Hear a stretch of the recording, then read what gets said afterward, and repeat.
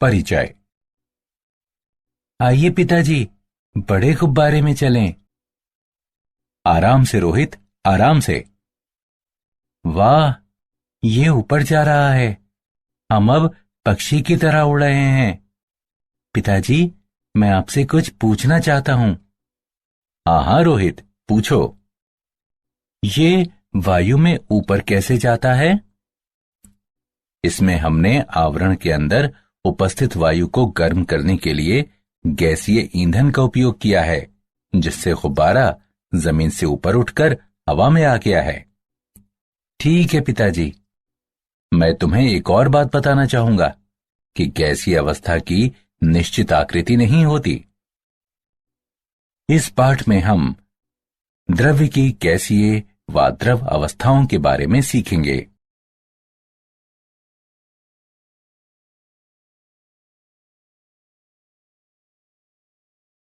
उद्देश्य।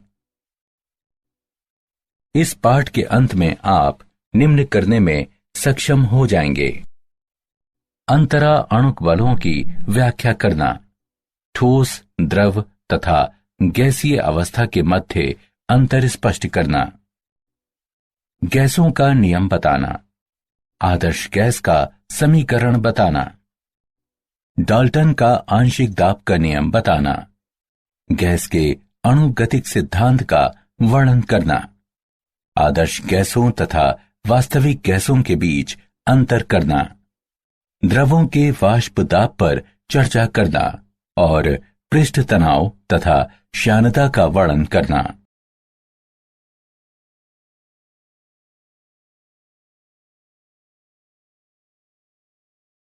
अंतरा अणुक बल।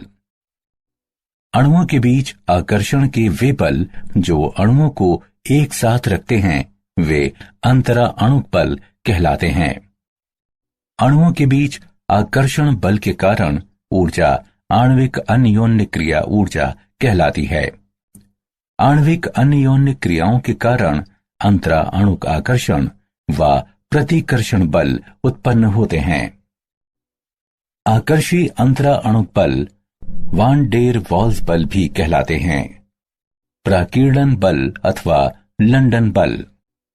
इलेक्ट्रॉन परमाणु पर अधिकांश समय सममित रूप से वितरित रहता है, लेकिन किसी क्षण में नाभिक के परितः इलेक्ट्रॉनों के वितरण में कुछ असममिति भी हो सकती है, जिससे एक विद्युत द्विध्रुव उत्पन्न होता है। यह द्विध्रुव एक विद्युत क्षेत्र उत्पन्न करता है जो निकटवर्ती परमाणु या अणु के इलेक्ट्रॉन वितरण को भी विरूपित कर देता है, जिससे वो भी द्विध्रुव हो जाता है। ये दो द्विध्रुव आकर्षित होते हैं और इनके बीच आकर्षण का यह बल प्राकीर्णन बल अथवा लंदन बल कहलाता है। ये अध्रुवीय अणुओं में तथा नोबल गैसों में भी होता है। उदाहरण के लिए, परमाणु का सममित वितरण है और अन्य का असममितीय वितरण है, तथा असममितिक वितरण वाला परमाणु अन्य परमाणु के इलेक्ट्रॉन वितरण को विरूपित कर देता है, जिससे आकर्षण बल उत्पन्न होता है। द्विध्रुव बल। ये ध्रुवीय अणुओं के बीच अंतरकणीय बल होते हैं। ये बल स्थायी द्विध्रुवों के विपरीत आवेशित सिरों के बीच स्थिर वैद्युत अन्योन्य क्रियाओं के कारण उत्पन्न होते हैं। किसी अणु का धनात्मक सिरा अन्य अणु के ऋणात्मक सिरे को आकर्षित करता है तथा इसके प्रतिलोमता होता है। ये आवेश डेल्टा द्वारा प्रदर्शित किए जाते हैं। द्विध्रुव प्रेरित द्विध्रुव बल। यह स्थायी द्विध्रुव रखने वाले अणुओं तथा स्थायी द्विध्रुव नहीं रखने वाले अणुओं जैसे कि CH4, CCl4, BF3, SO3 इत्यादि के मध्य कार्यरत आकर्षण बल होता है। उदाहरण के लिए, एक ध्रुवीय अणु जैसे कि HCl एक अर्गन अणु में इलेक्ट्रॉन अभ्र को विरूपित करके एक द्विध्रुव प्रेरित कर सकता है। आयन या स्थायी द्विध्रुव तथा प्रेरित द्विध्रुव के मध्य एक स्थिर वैद्युत आकर्षण उपस्थित रहता है। ये अंतरा अणु बल एक द्विध्रुव प्रेरित द्विध्रुव आकर्षण कहलाता है। हाइड्रोजन आबंध। हाइड्रोजन आबंध को ऐसे स्थिर वैद्युत आकर्षण बल के रूप में परिभाषित किया जाता है जो एक अणु के सहसंयोजी रूप से आबंधित हाइड्रोजन परमाणु तथा अन्य अणु के ऋण विद्युती परमाणु के बीच उपस्थित रहता है। हाइड्रोजन आबंध को खंडित रेखा द्वारा प्रदर्शित किया जाता है। उदाहरण के लिए हाइड्रोजन फ्लोराइड के मामले में हाइड्रोजन आबंध एक अणु के H परमाणु तथा अन्य अणु के फ्लोरीन परमाणु के बीच उपस्थित रहता है, जैसा कि नीचे दिखाया गया है। हाइड्रोजन परमाणु को किसी उच्च ऋण विद्युती परमाणु जैसे कि फ्लोराइड, ऑक्सीजन या नाइट्रोजन के साथ आबंधित होना चाहिए। अन्य अणु की वैद्युत ऋणात्मकता जितनी ही उच्च होगी, हाइड्रोजन आबंध की दृढ़ता भी उतनी ही अधिक होगी।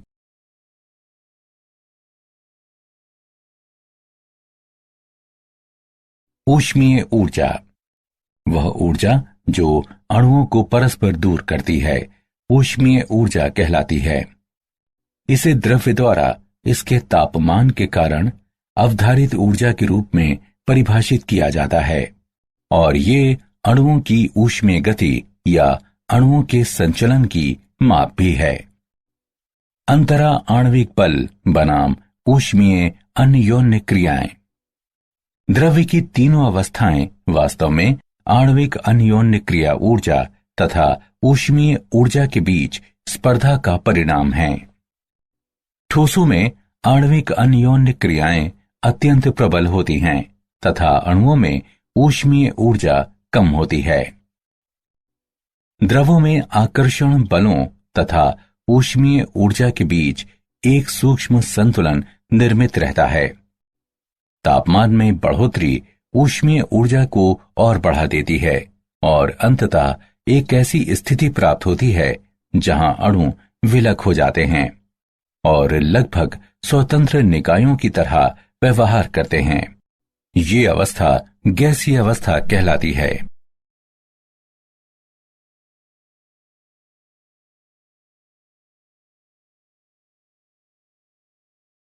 गैसीय अवस्था। द्रव्य की वो अवस्था जिसमें द्रव्य के कणों के बीच आकर्षण के आणविक बल न्यूनतम होते हैं, गैसीय अवस्था कहलाती है। गैसें उस पात्र को पूरी तरह से भर देती हैं जिसमें उन्हें रखा जाता है। गैसों की विशेषताएं।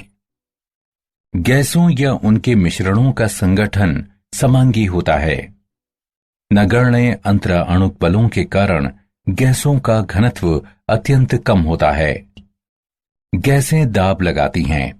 गैसों का ठोसों या द्रवों की तरह निश्चित आकृति और आयतन नहीं होते।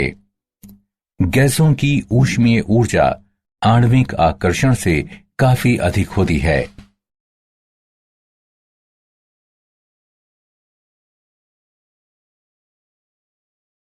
गैसों का नियम।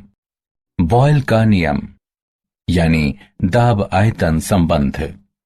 किसी गैस के दिए गए द्रव्यमान का आयतन नियतांक तापमान पर इसके दाब के व्युत्क्रमानुपाती होता है। नियम की गणितीय व्याख्या। आयतन नियतांक तापमान एवं द्रव्यमान पर दाब के व्युत्क्रमानुपाती होता है।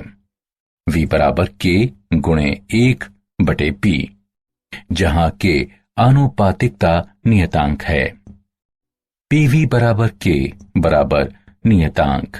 माना कि T तापमान पर P1 दाब वाली गैस के एक दिए गए द्रव्यमान का आयतन V1 है। अब यदि समान तापमान पर दाब को परिवर्तित करके P2 कर दिया जाता है तो आयतन परिवर्तित होकर V2 हो जाता है। चारों चरों P1, V1, P2 और V2 के बीच मात्रात्मक संबंध निम्नानुसार व्यक्त है। P1 V1 बराबर P2 V2, नियतांक तापमान एवं द्रव्यमान पर। बॉयल के नियम का ग्राफीय निरूपण। ये V बनाम P का एक विशिष्ट तापमान पर अंकन प्रदर्शित करता है। यह दर्शाता है कि P के बढ़ने के साथ V घटता है। ये एक विशिष्ट तापमान पर PV बनाम P का अंकन प्रदर्शित करता है। यह इंगित करता है कि P में नियमित बढ़ोतरी के बावजूद PV का मान नियतांक रहता है। एक विशिष्ट तापमान पर P के सापेक्ष PV के अंकन से प्राप्त वक्र समतापी वक्र कहलाता है। उच्चतर वक्र उच्चतर तापमान के संगत होता है। ये 1/V के सापेक्ष P का विचलन दर्शाता है। सीधी रेखा इंगित करती है कि P में बढ़ोतरी होने के साथ 1/V में नियमित बढ़ोतरी होती है।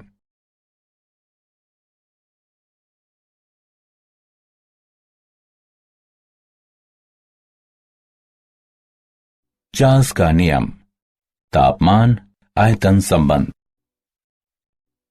कथन: ताप की प्रत्येक डिग्री में वृद्धि या कमी से गैस की निश्चित मात्रा के आयतन में उसके 0 डिग्री सेल्सियस ताप के आयतन से 1/273.15 की वृद्धि या कमी होती है।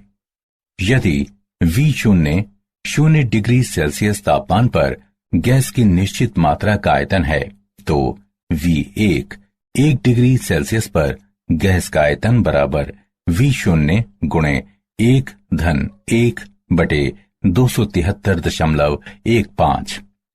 VT T डिग्री सेल्सियस पर गैस का आयतन बराबर V0 गुणे 1/T/273.15।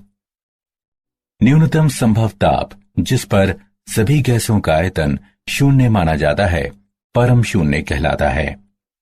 शून्य के इस विकल्प पर आधारित ताप मापक्रम परम ताप मापक्रम कहलाता है। ये मापक्रम केल्विन ताप मापक्रम भी कहलाता है। चार्ल्स का नियम ये भी बताता है कि नियतांक दाब पर किसी गैस की निश्चित मात्रा का आयतन केल्विन मापक्रम पर तापमान के अनुक्रमानुपाती होता है। आयतन नियतांक दाब तथा द्रव्यमान पर तापमान के अनुक्रमानुपाती होता है। V बराबर K1T, जहां K1 समानुपातिकता नियतांक है। माना कि V1 T1 तापमान तथा P दाब पर किसी गैस की निश्चित मात्रा का आयतन है। यदि दाब को नियतांक रखते हुए तापमान परिवर्तित करके T2 किया जाता है, तो आयतन परिवर्तित होकर V2 हो जाता है। चारों चरों V1, T1, V2 और T2 के बीच संबंध निम्नानुसार व्यक्त है। V1/T1 बराबर V2/T2 नियतांक दाब तथा द्रव्यमान पर। चार्ल्स के नियम का ग्राफीय निरूपण।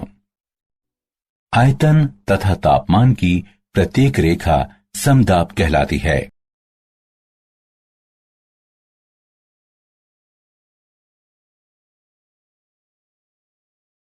गै-लुसैक नियम, दाब ताप संबंध। यह नियम बताता है कि स्थिर आयतन पर किसी निश्चित मात्रा वाली गैस का दाब केल्विन तापमान के अनुक्रमानुपाती होता है। गणितीय रूप से दाब नियतांक आयतन तथा द्रव्यमान पर तापमान के अनुक्रमानुपाती होता है।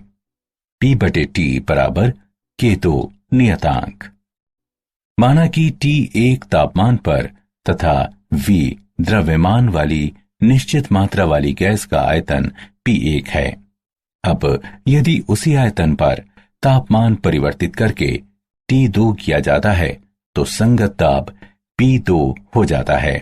तब नियम के अनुसार P1/T1 बराबर P2/T2। आयतन एवं द्रव्यमान नियतांक रखते हुए गै-लुसैक के नियम का ग्राफीय निरूपण। इस ग्राफ की प्रत्येक रेखा समायतनी कहलाती है।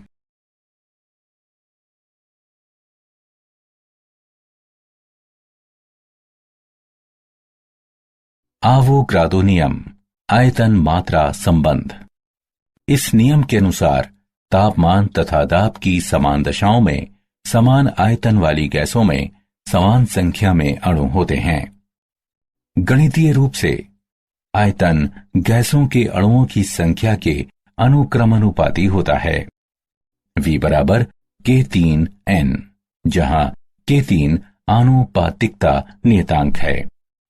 एक मोल गैस में अणुओं की संख्या 6.023 गुणे 10⁻23 होती है और ये आवोगाद्रो स्थिरांक कहलाती है। अणुओं की संख्या निम्न रूप में ज्ञात की जा सकती है। n बराबर है m/M के, जहां m बराबर अन्वेषणाधीन गैस का द्रव्यमान तथा M बराबर मोलर द्रव्यमान।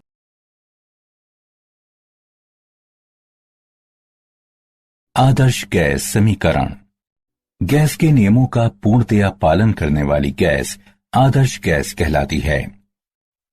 बॉयल के नियम, चार्ल्स के नियम तथा आवोगाद्रो के नियम के संयोजन से आदर्श गैस समीकरण का विकास हुआ। ये निम्न प्रकार व्यक्त किया जाता है। PV बराबर nRT, जहां R आनुपातिकता नियतांक है जो गैस की मात्रा तथा गैस की प्रकृति से स्वतंत्र है एवं सार्वत्रिक गैस नियतांक कहलाता है। इसका मान 8.31 जूल प्रति केल्विन प्रति मोल होता है।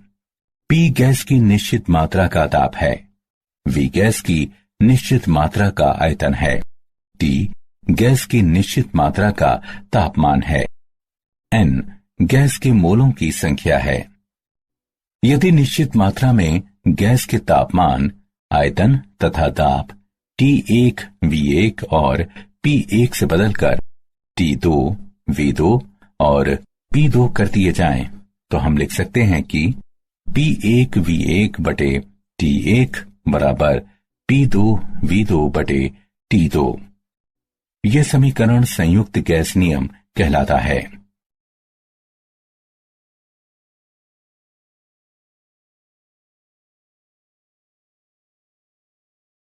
मानक तापमान तथा दाब STP।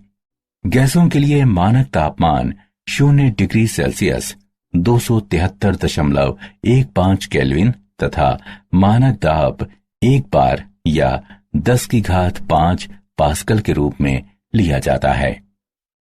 STP में किसी आदर्श गैस या आदर्श गैसों के संयोजन का मोलर आयतन 22.71098 लीटर प्रति मोल होता है। टॉर दाब मापन का एक अन्य मात्रक है। एक टॉर बराबर 133.322 पास्कल।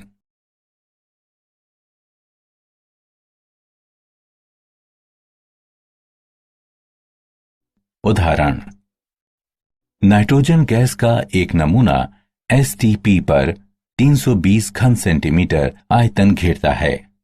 66 डिग्री सेल्सियस तथा 84,000 पास्कल दाब पर इसका आयतन आंकड़ित करें। हल दिया है।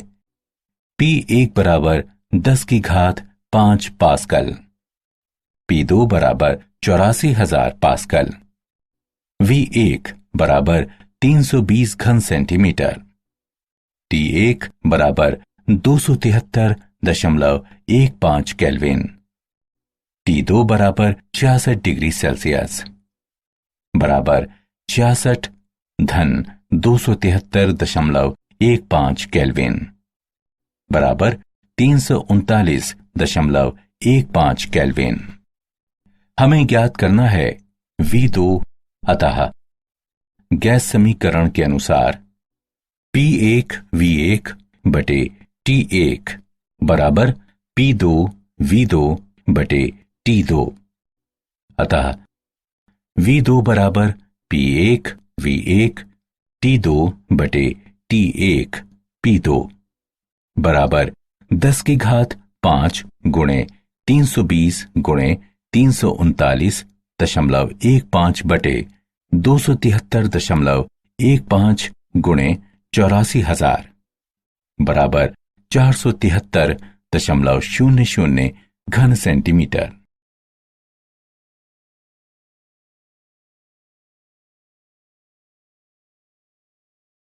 गैसीय पदार्थ का घनत्व एवं मोलर द्रव्यमान। गैस का मोलर द्रव्यमान निम्न सूत्र द्वारा ज्ञात किया जा सकता है। m बराबर d गुणे r गुणे t बटे p, जहां d बराबर m बटे v गैस का घनत्व है, m गैस का द्रव्यमान है, v गैस का आयतन है, r सार्वत्रिक गैस नियतांक है, t गैस का तापमान है, p गैस का दाब है।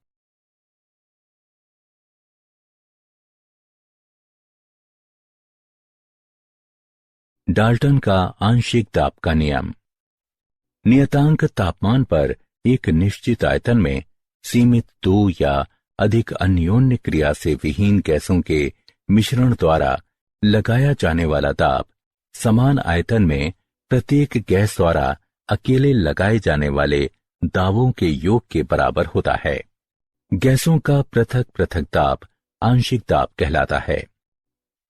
यदि T तापमान तथा V आयतन पर अन्योन्य क्रिया से विहीन गैसों के मिश्रण का कुल दाब P है तथा P1, P2, P3 इत्यादि गैसों के आंशिक दाबों को निरूपित करते हैं तो P बराबर P1 जमा P2 जमा P3 जमा इत्यादि TV नियतांक हैं। माना कि हमारे पास 3 पात्र हैं जिनमें से प्रत्येक की धारिता 1 लीटर है।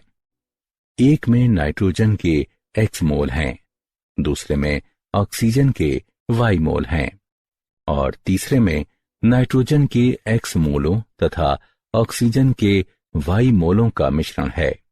सभी तीनों पात्रों को समान तापमान पर रखा गया है। अब यदि प्रथम पात्र से जोड़ा गया मैनोमीटर P1 दाब प्रदर्शित करता है तथा द्वितीय पात्र से जोड़ा गया मैनोमीटर P2 दाब प्रदर्शित करता है, तो तीसरे पात्र में दाब P1 जमा P2 होगा। जल वाष्प का दाब किसी विशिष्ट तापमान पर नियतांक होता है और ये उस तापमान पर जलीय तनाव के रूप में जाना जाता है। शुष्क गैस के दाब की गणना कुल दाब से जलीय तनाव को घटाते हुए की जा सकती है। P शुष्क गैस बराबर P माइनस जलीय तनाव। मोल अंश के रूप में आंशिक दाब। मोल अंश घटक के मोलों की संख्या का मोलों की कुल संख्या से अनुपात होता है। T तापमान पर V आयतन के एक पात्र में Pa और Pb क्रमिक आंशिक दाबों के साथ दो गैसों A और B के एक मिश्रण पर विचार करें। तब Pa बराबर NaRT बटे V, Pb बराबर NbRT बटे V। गैस A और B के आंशिक दाब को निम्नानुसार व्यक्त किया जा सकता है। Pa बराबर XA गुणे P, Pb बराबर XB गुणे P, जहां P कुल दाब XA और XB गैसों A और B के मोल अंश हैं। अतः किसी मिश्रण में गैस का आंशिक दाब इसके मोल अंश तथा मिश्रण के कुल दाब के गुणनफल के बराबर होता है।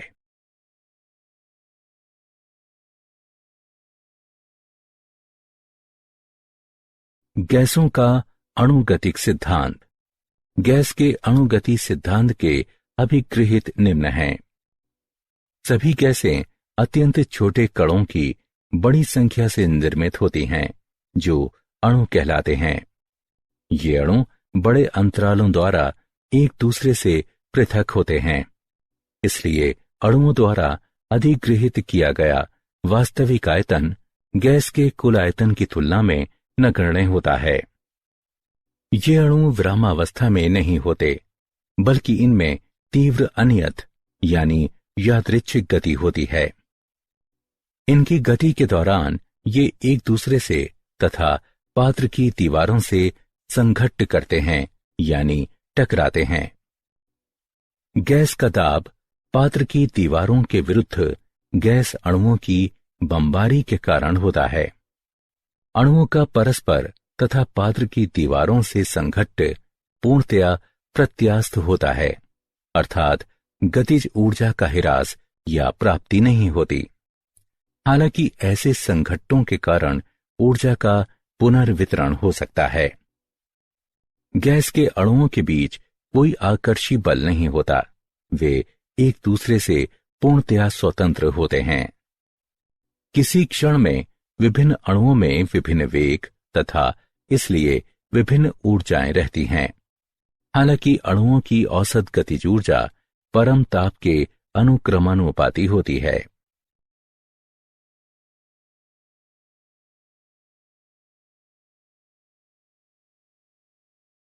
वास्तविक गैसों का व्यवहार, आदर्श गैस व्यवहार से विचलन। हम वास्तविक गैस के आदर्श व्यवहार से विचलन को संपीड्यता कारक Z द्वारा दिखा सकते हैं, जिसे निम्न प्रकार व्यक्त किया जा सकता है। Z बराबर PV बटे nRT। आदर्श गैस की स्थिति में PV बराबर nRT, अतः Z बराबर 1।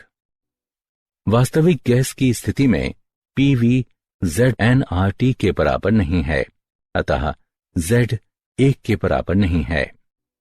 अतः वास्तविक गैस की स्थिति में Z का मान 1 से कम या 1 से अधिक हो सकता है। जब Z 1 से कम होता है तो इसका अर्थ ऋणात्मक विचलन से होता है। इसका आशय है कि गैस आदर्श व्यवहार की अपेक्षा से अधिक संपीडनीय है। जब Z 1 से अधिक होता है तो इसका आशय धनात्मक विचलन से होता है। इसका आशय है कि गैस आदर्श व्यवहार की अपेक्षा से कम संपीडनीय है। आदर्श व्यवहार से विचलन के कारक गैस के अणुगतिक सिद्धांत की दो दोषपूर्ण कल्पनाओं के कारण होता है, जो निम्न हैं। गैस के अणुओं का आयतन गैस द्वारा घेरे गए आयतन की तुलना में नगण्य होता है। गैस के अणुओं के बीच आकर्षण बल नगण्य होता है। वॉन डर वाल्स का समीकरण। सन 1873 में वॉन डर वाल्स ने गैस समीकरण को संशोधित करके इसे वास्तविक गैसों के लिए प्रयोजनीय बनाया, जो कि P प्लस AN वर्ग बटे V वर्ग गुणे V माइनस NP बराबर nRT। स्थिरांक A और B वॉन डर वाल्स स्थिरांक भी कहलाते हैं।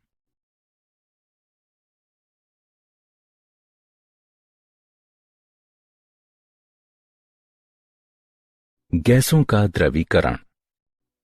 तापमान में कमी तथा दाब में बढ़ोतरी करते हुए गैस का द्रवीकरण किया जा सकता है।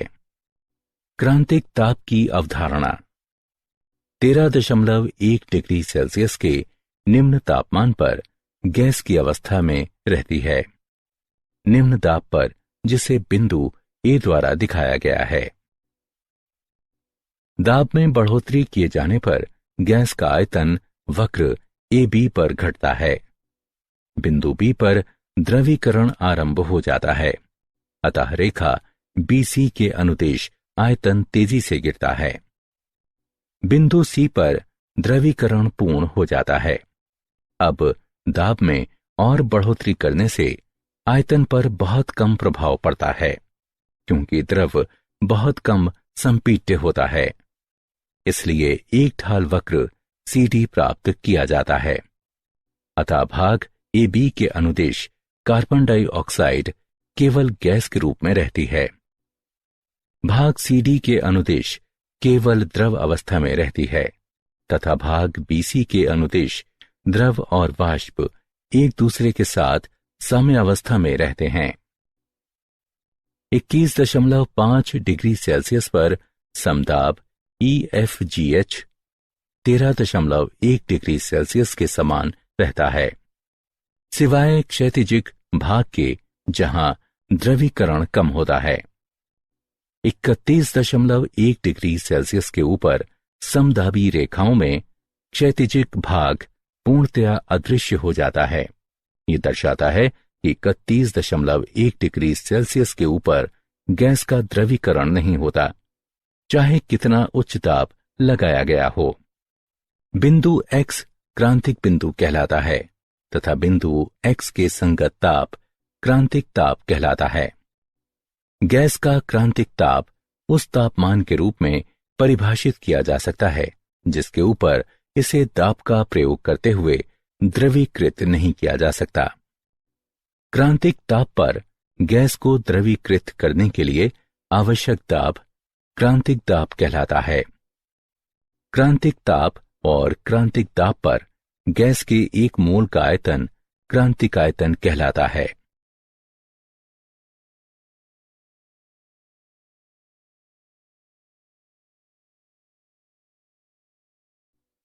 द्रव अवस्था। द्रव अवस्था में अणु बहुत पास पास होते हैं और उनमें अंतरा अणुक बल अधिक प्रबल होते हैं। द्रव ना तो कठोर होते हैं, ना ही उनकी निश्चित आकृति होती है। वाष्प दाब। द्रवों की वाष्प में परस्पर तथा पात्र की दीवारों से संघट्ट होते हैं और वो दाब लगाती है। वाष्प द्वारा पात्र की दीवारों पर लगाया जाने वाला दाब वाष्प दाब कहलाता है। वाष्प दाब तापमान के अनुक्रमानुपाती होता है। ये द्रव की मात्रा से स्वतंत्र होता है। एक बंद पात्र में द्रव के साथ साम्यावस्था में होने पर वाष्प द्वारा लगाया जाने वाला दाब साम्य वाष्प दाब कहलाता है। जिस तापमान पर किसी द्रव का वाष्प दाब बाह्य दाब के बराबर होता है वो द्रव का क्वथनांक कहलाता है।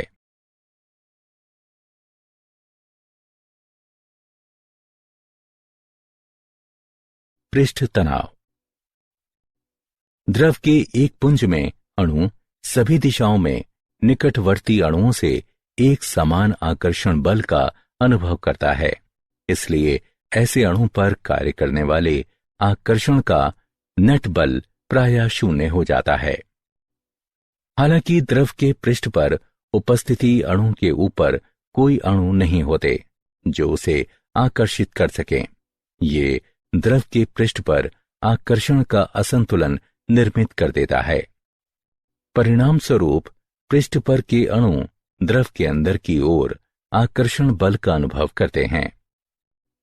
किसी समतल पृष्ठ पर पृष्ठ के समानांतर तथा पृष्ठ पर कहीं भी खींची गई एक रेखा की एकांक लंबाई पर लगने वाले लंबवत बल को पृष्ठ तनाव कहते हैं।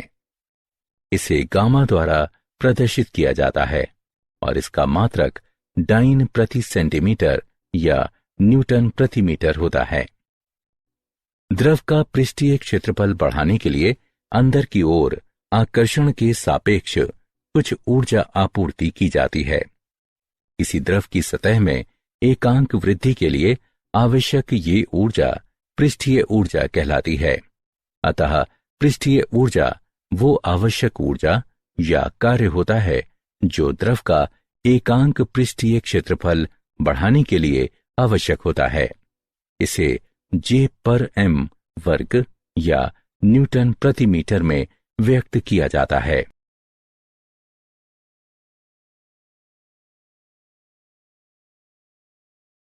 क्षयानता। क्षयानता का अर्थ प्रवाह के प्रति प्रतिरोध से है। ये एक सुस्थापित तथ्य है कि कुछ द्रव जैसे कि शहद, कैस्टर ऑयल, ग्लिसरीन इत्यादि धीमी गति से प्रवाहित होते हैं, जबकि कुछ अन्य द्रव जैसे कि पानी, एथेनॉल इत्यादि तेजी से प्रवाहित होते हैं। इसका अर्थ है कि प्रत्येक द्रव में प्रवाह के प्रति कुछ आंतरिक प्रतिरोध रहता है जो क्षयानता या विसक्सिता कहा जाता है। मंद गति से प्रवाहित होने वाले द्रव तीव्र गति से प्रवाहित होने वाले द्रवों की अपेक्षा अधिक क्षयान माने जाते हैं। प्रत्येक A वर्ग सेंटीमीटर क्षेत्रफल वाली x सेंटीमीटर दूरी से पृथक तथा न्यू सेंटीमीटर प्रति सेकंड वेग अंतर वाली दो बेलनाकार परतों के बीच नेट घर्षण बल यानी F निम्न रूप में व्यक्त है।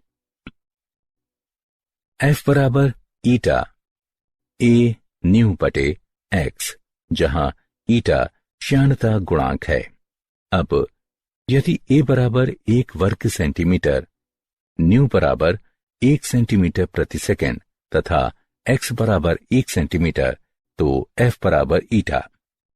अतः श्यानता गुणांक को उस घर्षण बल के रूप में परिभाषित किया जा सकता है जो 1 सेंटीमीटर की दूरी और 1 वर्ग सेंटीमीटर क्षेत्रफल वाली दो समानांतर परतों के बीच 1 सेंटीमीटर प्रति सेकंड का वेग अंतर बनाए रखने के लिए आवश्यक होता है। श्यानता का SI मात्रक न्यूटन सेकंड प्रति मीटर वर्ग सेकंड या 1 पॉइस होता है।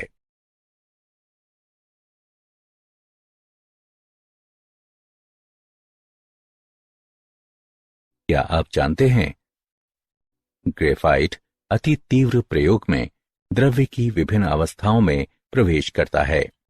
पहली बार वैज्ञानिकों ने एक एक्स किरण विकृत मिनरल को द्रव्य की दो विभिन्न अवस्थाओं में लगभग 40 फेम्टोसेकंड में जाते देखा। नई द्रव्य संश्लेषण प्रौद्योगिकी, अल्ट्रा फास्ट इमेजिंग तथा उच्च ऊर्जा घनत्व विज्ञान के विकास में ठोस से द्रव तथा प्लाज्मा अवस्थाओं के अति तीव्र चरण पारगमन महत्वपूर्ण हैं।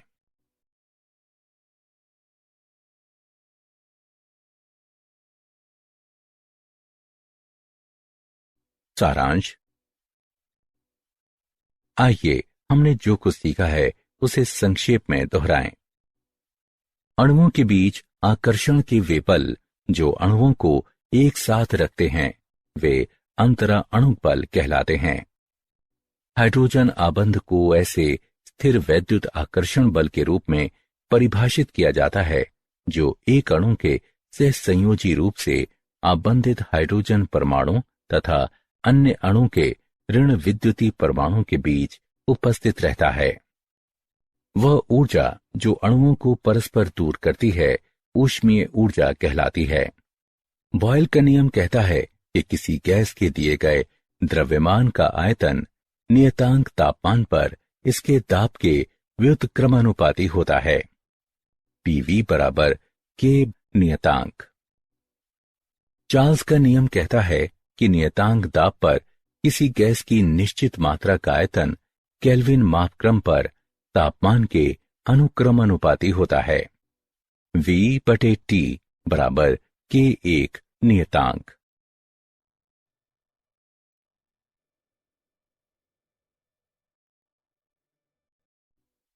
गे-लुसैक का नियम बताता है कि स्थिर आयतन पर किसी निश्चित मात्रा वाली गैस का दाब केल्विन तापमान के अनुक्रमानुपाती होता है।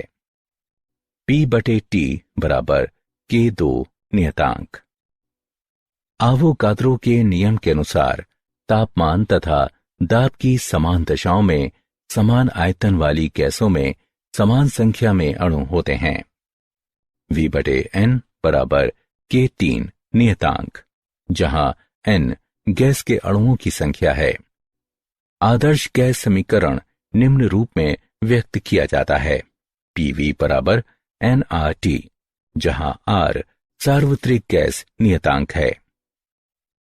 डाल्टन का आंशिक दाब का नियम कहता है कि नियतांक तापमान पर एक निश्चित आयतन में सीमित दो या अधिक अन्योन्य क्रिया से विहीन गैसों के मिश्रण द्वारा लगाया जाने वाला दाब समान आयतन में प्रत्येक गैस द्वारा अकेले लगाए जाने वाले दाबों के योग के बराबर होता है।